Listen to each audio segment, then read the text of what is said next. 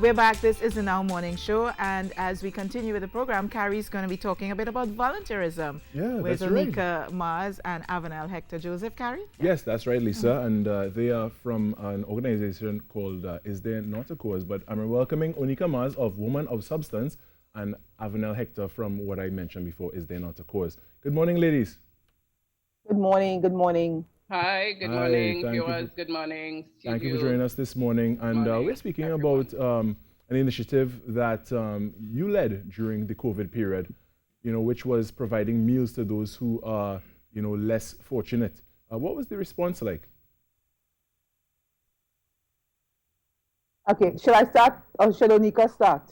Anybody who would like to start off?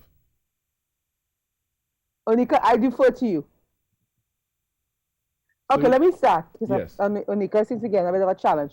Okay, so my name is Avna Hector Joseph, as the host would have said, and I'm from the NGO Is There Not a Cause, ITNAC. And a lot of persons would have known us for the last 18 years through our international relief and development work. What unfortunately isn't very highlighted is what we do locally. So every day, disaster or not, we're providing transitional housing, food, clothes, back to school, building home, whatever persons need to live and to be comfortable right now in the nation of Trinidad and Tobago at home. And so when COVID struck, and I remember a lot of people were like, everybody wanted to more or less protect themselves.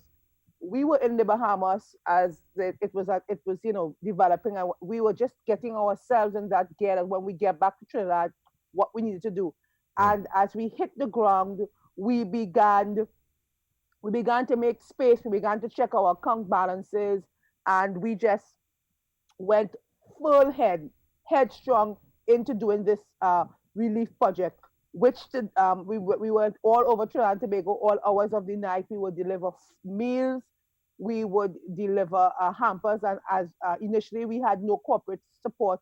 In the last 2 weeks, we got some support from both Scotia and Republic, but prior to that, it was and the Rotary Club. But in the last week or so, but prior to that, it was just friends and family just coming along, and so we have to date done 3,606 hampers Wow. and over 3,000 meals. I've literally lost track, and that does not include what we've done in partnership with Tobago. So we began our work in Tobago through Jesus is the Answer supermarket, where we would send money to the bank, and persons in Tobago would go to the supermarket and they would redeem $250 worth of grocery. But we knew that Right. we wanted to reach out more. We wanted to connect in a more personal way with the people in Tobago, to give them that same kind of service and then that same kind of support that we were able to give to our Trinidad clients. And well, I'm a woman of faith. Our organization is faith based, and so we began to just say, God, what should we do?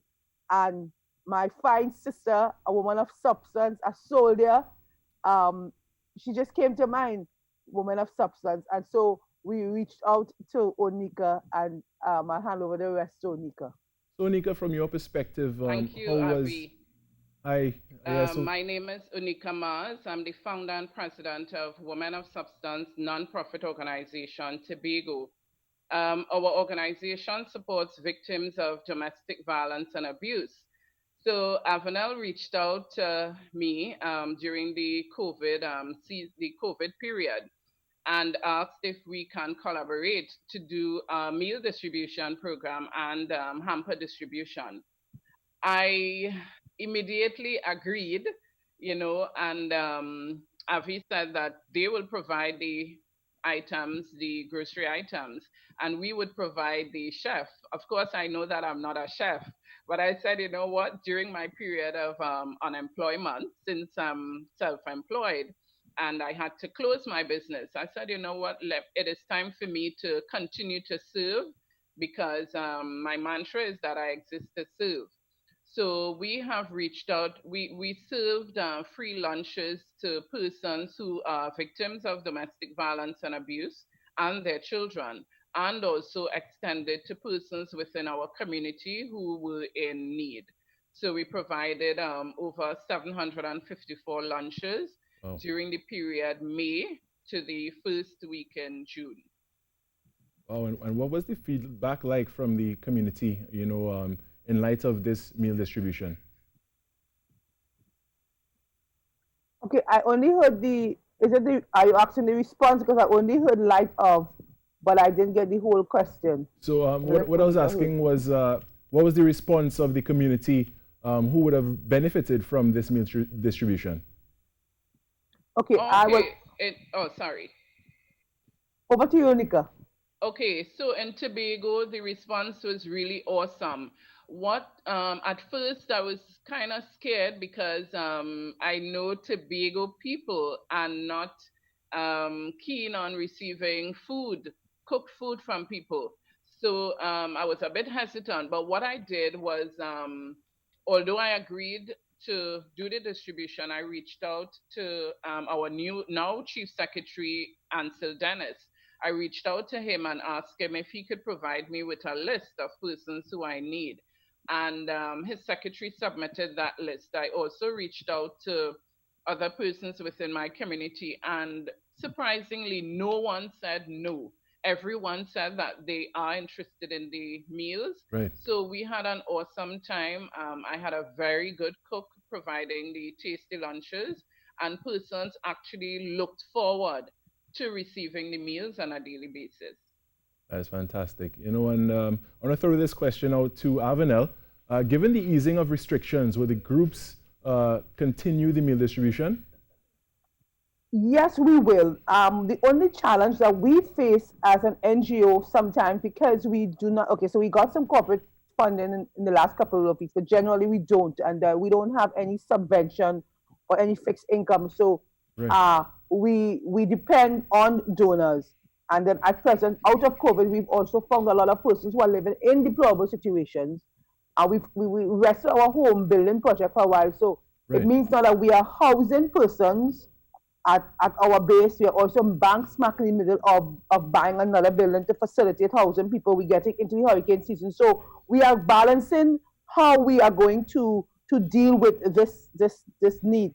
So the challenge that Onika faces is that her volunteers have now gone back to their regular jobs. And so right. We are looking to see how we can find people to employ to do that. Up to yesterday, we did meal distribution for Father's Day, and Onika can speak to the big thing that we did for Mother's Day. So yes, we will continue. We launched something in Trinidad, and by extension with Onika, called Chefs for the Cause, where we have a list of chefs who will, and cooks and bakers who will continue. So in the midst of the hype of something, people are always very willing to give. Right. And so even though we don't have fixed funding, we are able to capitalize on that emotional response, that passionate response that people are moved to give to get things done. And that has waned a bit, because I think some people in their minds, the country opening back, but people are not going. People are still being evicted as of now, as I speak. Yeah. We have to move a family that's due to make their baby on the 25th, because why? Landlords have gotten impatient. So while the country is opening, we cannot just say, we are getting hampers over to Tobago today, and we are continuing with all our different projects. We just have to taper it differently. All right. And with that, I want to tell you both, thank you very much for joining us this morning. Continuing the great work. I've been chatting this morning with Onika Mars, the president and founder of Women of Substance, and as well as Avenel Hector Joseph of Is There Not a Cause. All right, we are now going across to entertainment news with Ainka.